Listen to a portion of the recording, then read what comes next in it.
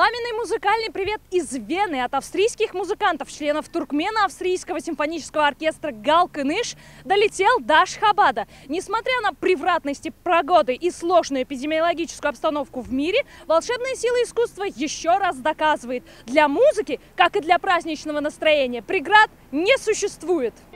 Совершая ритуалы последних приготовлений перед выступлением, музыканты получают наставления от маэстро. Вот-вот и звуки классической музыки заполнят зал. Отрепетированные композиции зазвучат во всей своей красоте. В стенах музыкально-драматического театра имени Махтум Кули не совсем обычный концерт. На прямой связи с Туркменистаном музыкальный квартет под руководством Вольгана Харрера, а на сцене Государственный симфонический оркестр Расула Клычева. Год назад единственный в Европе туркмено-австрийский оркестр, объединивший выдающихся музыкантов двух стран, отмечал свое десятилетие, и в Ашхабаде с большим размахом отпраздновали знаковую дату. На площади Дворца Мукамов состоялся грандиозный венский бал, а в музыкально-драматическом театре имени Махтум Кули блистали звезды австрийской оперной сцены. В этом году международная встреча симфонического оркестра «Галкыныш» посвящена празднованию 25-летия нейтралитета Туркменистана. И со всех концов земного шара торжественно звучит